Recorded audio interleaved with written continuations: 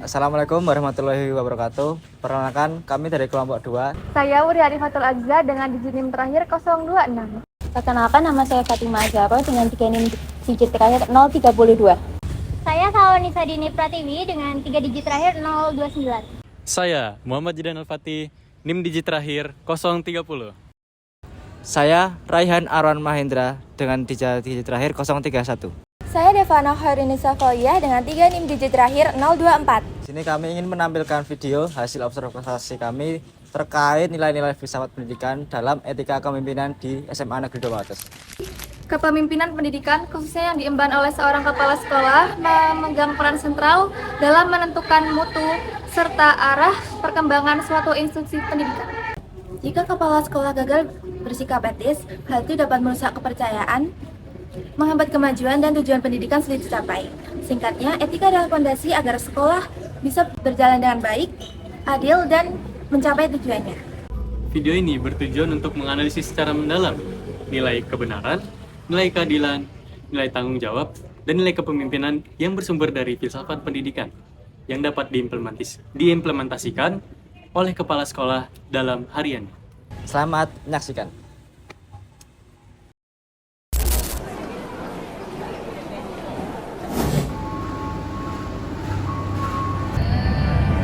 And by the time she wakes, I'll be halfway to my mama's home.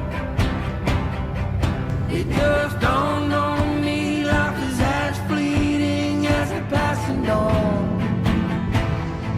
And it was my mistake, 'cause she never said a thing about Jesus. I miss my mother's southern drawl and her praying through the walls in the evening. Sini saya bersama dengan Bapak siapa? Benarkah ini Baik, nama saya Sarjono, Mas. Bapak Sarjono ya? Oke. Untuk Bapak Sarjono di SMA 2 Wates ini sebagai apa ya Pak? Saya di sini diberi tugas sebagai guru, diberi tugas tambahan yaitu sebagai wakil kepala bidang sarana dan prasarana. Menurut Bapak, tujuan pendidikan yang sebenarnya itu seperti apa Pak? Apakah pendidikan itu hanya mencetak siswa-siswa yang cerdas atau menjadikan siswa-siswa yang berkarakter? Ya, baik. Jadi kalau tujuan pendidikan itu kalau di sekolah ini mempunyai visi yaitu membentuk insan yang religius, berkarakter, unggul, berbudaya, dan peduli lingkungan. Nah, itu yang ingin dicapai di sekolah SMA Negeri 2 Wates ini. Jadi selain juga dari sisi kecerdasan, juga dari sisi karakternya, dan juga religius, dan juga budaya, dan juga peduli lingkungan. Jadi seperti visi sekolah tadi, Mas. Sudah. Lalu pertanyaan selanjutnya itu tentang nilai-nilai kebenaran. Nah, menurut Bapak kan di setiap sekolah pasti ada suatu permasalahan ya Pak. Kayak mungkin ada pelanggaran nilai-nilai suatu kebenaran dalam lingkungan sekolah. Nah, menurut Bapak tuh sebagai wakil kepala di bidang sarana prasarana, apa sih yang Bapak mungkin bisa lakuin untuk menyikapi ketidaksetujuan tersebut atau pelanggaran tersebut di sekolah ini? Ya, baik. Jadi saya memandangnya dari sisi sarana ya, Mas ya. Karena saya di sarana prasarana ya. Jadi ketika siswa terkait dengan peminjaman biasanya ya, terkait dengan peminjaman itu setelah siswa meminjam suatu barang, kemudian ada kegiatan yang lain yang kemudian itu menggunakan alat yang sama. Nah, itu oleh si peminjam yang semula itu tidak kemudian dikembalikan, tapi kemudian diberikan kepada pengguna yang berikutnya. Nah, itu kan dari sisi tanggung jawabnya ini kan mestinya harus dikembalikan dulu, baru kemudian peminjam berikutnya itu menghubungi ke petugas untuk kemudian meminjamnya itu. Jadi kalau seperti itu kan kemudian nanti tidak bisa terdeteksi siapa yang misalnya terjadi kerusakan itu di siapa, nah peminjam yang siapa itu kan tidak diketahui. Dari permasalahan tersebut, solusi dari Bapak untuk tidak ada masalah seperti itu lagi apa Pak? Ya baik, jadi untuk untuk mengantisipasi supaya tidak terjadi hal seperti itu, ini kemudian diperketat ya, istilahnya diperketat di dalam peminjaman itu. Kemudian begitu selesai dipesan supaya untuk segera dikembalikan. Kemudian juga dicari ketika sudah waktunya dikembalikan kok belum dikembalikan. Lah itu kemudian petugas ini kemudian aktif untuk melacak ke siapa yang pengguna sebelumnya, sehingga tidak sampai tertunda-tunda untuk ke peminjam berikutnya, begitu Mas. Terima kasih Bapak. Baik, untuk selanjutnya pertanyaannya, menurut Bapak bagaimana sih sebagai kepala bidang sarana dan prasarana buat memastikan bahwa setiap semua aspek-aspek di pendidikan itu terpenuhi secara adil dan tidak ada yang adanya ketimpangan gitu. Ya baik, ini terkait dengan penggunaan sarana prasarana di sekolah ya. Jadi ketika siswa dalam hal ini ada kelompok-kelompok siswa ya, dari organisasi di sekolah itu ada OSIS yang di samping itu ada yang di bawah OSIS, misalnya ada Rohis, kemudian ada Cimada, ada Andante, kemudian juga ada DPT dan sebagainya, Pramuka juga mungkin ya.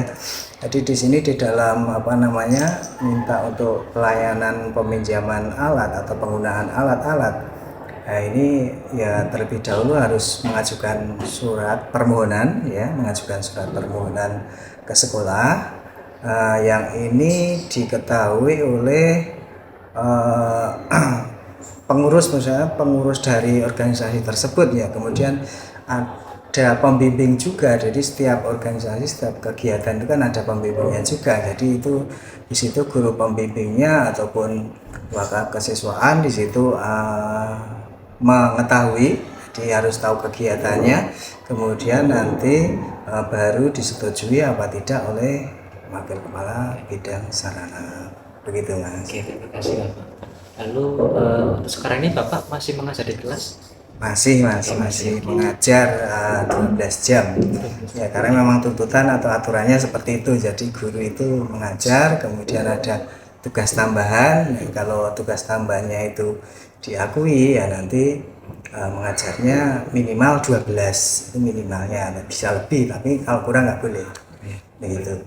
Untuk tentunya apa sih yang Bapak dilakuin di kelas untuk membangun budaya saling menghormati dan menghargai tiap perbedaan pada siswa-siswa di kelas? Ya baik, jadi antara lain yang selalu saya lakukan, yang sering saya lakukan itu ketika siswa untuk menjawab pertanyaan, yaitu semuanya ada kesempatan untuk menjawab, jadi tidak pilih-pilih siapa yang harus jawab. Nah, kemudian ketika kegiatan diskusi, saya membentuk kelompok itu ya saya usahakan untuk merata, jadi tidak memilih untuk agama, untuk jenis kelamin, kemudian juga misalnya suku ya, tapi kan di sini semuanya sukunya sama ya. Nah, mungkin dari asal sekolahnya dulu ya, asal sekolahnya kan dulu beda-beda, tapi ini saya tidak memperhatikan itu. Semuanya mendapat kesempatan yang sama untuk menjadi satu kelompok. Nah, kemudian ketika sudah dilakukan diskusi di kelas, ada yang presentasi, nah itu saya akan menegur ketika ada siswa lain, kelompok lain yang tidak memperhatikan, jadi tidak menghargai. Jadi itu selalu saya akan tegur, coba itu temanmu yang sedang presentasi untuk diperhatikan, seperti itu. Baik, terima kasih. Pertanyaan selanjutnya terkait tentang nilai tanggung jawab. Di Bapak, seberapa penting sih nilai tanggung jawab atau sikap tanggung jawab yang ada pada siswa? Mungkin untuk belajar ini atau masa depan siswa. Ya, baik. Jadi untuk tanggung jawab ini merupakan karakter yang sangat penting, Mas, sangat perlu ya. Karena tanggung jawab itu ya dimanapun nanti akan digunakan ya, baik itu ketika masih sekolah, ketika kemudian di masyarakat, maupun nanti di dunia kerja ya, ini tanggung jawab ini sangat penting. Karena ini nanti akan menyangkut keberlanjutan dari, misalnya kalau dia ada di suatu lembaga, nah itu nanti akan menyangkut nama baik dari lembaga itu juga, selain dirinya sendiri juga. Lalu pertanyaan yang selanjutnya, di SMA Perwakilan ini bagaimana sih cara Bapak buat nanti bahwa pembelajaran tanggung jawab pendidikan di SMA Perwakilan? Ya, baik. Dari yang paling sederhana itu, Mas, ketika di kelas saya memberikan tugas, ketika upacara itu langsung ataupun tidak langsung, itu saya akan melakukan tanggung jawab, misalnya dalam hal tugas tersebut, artinya siswa mengumpulkan atau tidak bacaan itu, kemudian contohnya yang tidak langsung, misalnya ketika terjadi PDR, misalnya belajar dari rumah, itu saya akan selalu mengecek tugasnya apakah sudah dikirim atau belum. Dan ini satu bentuk tanggung jawab yang sederhana ya. Jadi kalau tidak di di karaoke istilahnya ya, tidak ditanyakan, nah itu mungkin ada siswa lupa ya. Nah ini saya minta ini sebagai latihan tanggung jawab bahwa dia itu mengerjakan tugas itu sebagai bentuk tanggung jawab atau ya tanggung jawab dia gitu, harus dipenuhi. Kemudian di sisi lain misalnya peminjaman tadi ya, kembali ke peminjaman ya. Jadi ketika anak itu meminjam barang, nah itu ketika belum dikembalikan, itu kemudian saya tanyakan, itu satu bentuk tanggung jawabnya. Jadi ketika belum, misalnya di situ harus menandatangani surat peminjaman, ketika dia sebenarnya sudah mengembalikan, tetapi dia tidak menandatangani, nah itu sebagai bentuk tanggung jawab dia. Nah, kalau belum ada buktinya, berarti dia belum mengembalikan. Menurut bukti itu yang belum mengembalikan, berarti dia bertanggung jawab. Maka kemudian saya katakan ini kamu harus menandatangani di sini supaya tanggung jawab kamu sebagai peminjam itu sudah ditandatangani, sudah sah begitu. Memang harus dipantau, dikawal gitu. Jadi tanggung jawab itu adalah pengawasan. Selanjutnya pertanyaan dari saya. Di sini saya akan menanyakan bagaimana Bapak mengembangkan peran untuk tenaga pendidikan yang sehari dan perasaan. Ya baik, untuk menyeimbangkan peran dari petugas-petugas di sarana dan prasarana. Nah ini kita akan membagi tugas itu sesuai dengan kemampuan dari masing-masing tenaga ya, yang tersedia. Jadi ada yang bertugas untuk di pelayanan peminjaman, ada yang bertugas di bidang pengelolaan asetnya itu, jadi ada inventarisasi dan sebagainya.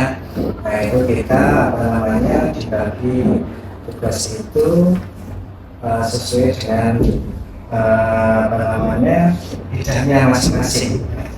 Tugasnya sesuai dengan budaya masing-masing.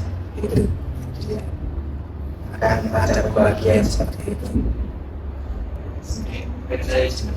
Bahwa gimana cara Bapak mengkomunikasikan tenaga pendidikan mungkin di dalam lingkup sana Bapak di dalam perusahaan terus sama IT, gimana cara Bapak mengkomunikasikan apakah mungkin setiap minggu atau beberapa kali Bapak berkunjung untuk ngobrol tersebut?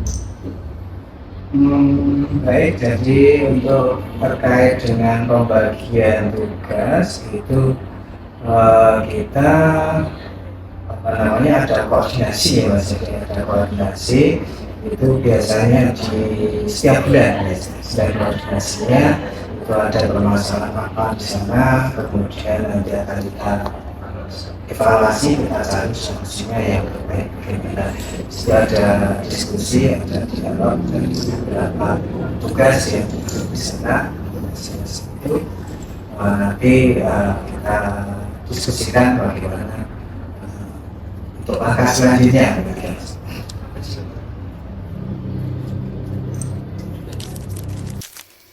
Bapak, pertanyaannya selanjutnya, apa tantangan bagi SMA 2 Wates itu dalam menanamkan nilai-nilai moral dan budaya di sekolahnya? Lalu, bagaimana solusi atau upaya SMA 2 Wates itu menghadapi tantangan tersebut? Apakah tantangan tersebut solusinya itu melibatkan orang tua atau masyarakat di dalamnya? Ya, baik, terkait dengan tantangan dan solusi untuk budaya ya, untuk budaya ini. Jadi tantangannya itu karena yang pertama tentu saja ada kesibukan dari masing-masing personel ya, atau katakanlah warga sekolah. Lagi untuk guru sendiri ada kesibukannya sendiri, kemudian siswa juga ada kesibukannya sendiri. Itu menjadi tantangan yang menjadi kendala ketika itu ada untuk budaya tadi ya, untuk pengembangan budaya di sekolah itu ya. Jadi itu menjadi hal yang sangat mengganggu atau menjadi kendala tadi, katakanlah menjadi kendala, sehingga kadang menjadi kegiatan tidak berhasil, kadang seperti itu. Nah, kemudian solusinya ya kita harus istilahnya katakanlah greteh, itu kalau dalam bahasa Jawanya itu greteh. Jadi harus selalu mengingatkan, selalu mengawal, dan untuk mengajak untuk mari kita menanamkan budaya di sekolah ini, misalnya budaya ya 5S-nya, budaya di dalam budaya kebudayaan ya, kebudayaan di sekolah kita ini di SMA Negeri 2 ini. Kemudian juga budaya untuk peduli lingkungan. Nah, ini perlu sekali karena sekolah kita ini juga salah satu sekolah adiwiyata. Jadi ini untuk budaya peduli lingkungan, untuk perilaku ramah lingkungan. Nah, itu perlu kita kita budayakan di sekolah SMA Negeri 2 Wates ini ya. Di sini kita minta dukungan dari orang tua melalui komite. Ini tentu saja dukungan atau namanya sosialisasi pada orang tua. Setidaknya ada program seperti ini, mari kita dukung bersama karena untuk kemajuan sekolah gitu Mas. Oke, mungkin itu saja buat pertanyaan kami untuk wawancara. Terus selanjutnya mungkin kita terima kasih buat Bapak yang udah meluangkan waktu, meluangkan tenaga untuk kita di sini buat memenuhi tugas. Terima kasih. Filsafat pendidikan tidak hanya memberi arah tujuan pendidikan, tetapi juga menjadi landasan moral bagi pemimpin pendidikan. Nilai-nilai filsafat pendidikan seperti nilai kebenaran, nilai keadilan, nilai tanggung jawab, dan juga nilai kepemimpinan menjadi fondasi etika yang membimbing pemimpin pendidikan dalam mengambil keputusan, bertindak, dan juga membangun budaya sekolah yang sehat. Nilai filsafat yang pertama yaitu nilai kebenaran. Dalam pendidikan, kebenaran berarti bersikap jujur, objektif, dan juga bertindak berdasarkan fakta. Contoh penerapan nilai kebenaran dalam pendidikan adalah yang pertama yaitu peminjaman barang sesuai dengan prosedur serta administratif, dan yang kedua menegur siswa yang bertindak tidak menghargai orang yang sedang berbicara di depan kelas saat sedang pembelajaran. Selanjutnya ada nilai kepemimpinan. Kepemimpinan berbasis Dono terlihat dari kemampuannya untuk mengatur, membagi tugas, dan membimbing tim sarana prasarana agar bekerja sesuai peran masing-masing. Koordinasi rutin yang beliau lakukan menunjukkan sikap komunikatif dan kolaboratif dalam mencari solusi bersama. Dalam pembelajaran, beliau menegakkan disiplin, memberi kesempatan setara kepada siswa, dan menanamkan nilai etika. Selain itu, upaya beliau mengajak orang tua dan membiasakan budaya 5S menunjukkan bahwa kepemimpinan tidak hanya administratif, tetapi juga moral dan sosial. Lalu ada nilai keadilan, seorang pemimpin harus adil memperlakukan setara seluruh warga sekolahnya dan mendapatkan perlakuan sama tanpa adanya diskriminasi. Keadilan memperkuat kepercayaan dan budaya sekolah yang sehat. Seperti halnya di SMA Negeri 2 Wates ini, fasilitas sarana dan prasarana diberikan secara merata kepada siswa sesuai dengan kebutuhannya. Tak hanya itu, keadilan bisa dilakukan dalam proses belajar dan mengajar di kelas. Seperti dikatakan Bapak Sajono, beliau mempersilahkan kesempatan kepada seluruh siswa saat bertanya, diskusi, dan presentasi tanpa membedakan atau diskriminasi. Yang ketiga adalah nilai tanggung jawab. Seorang pemimpin tidak lari dari konsekuensi, seperti yang dilakukan oleh Bapak Sarjono. Beliau mengawasi barang-barang yang dipinjam, memastikan dikembalikan. Lalu, beliau selain menjabat sebagai Wakasapres, beliau juga mengajar kelas selama 12 jam, menunjukkan beban tanggung jawab ganda dan bertanggung jawab atas tugas yang diemban. Dalam wawancara dengan Wakil Kepala Sekolah Bidang Sarana dan Prasarana, ini menunjukkan bahwa etika kepemimpinan bukan hanya dilihat dari posisinya, tetapi bagaimana seseorang menjalankan tanggung jawab moralnya. Walaupun beliau bukan kepala sekolah, tetapi beliau menghadirkan kepemimpinan dengan mengambil keputusan, nilai keadilan, kebenaran, tanggung jawab, dan kemampuannya dalam menciptakan budaya sekolah.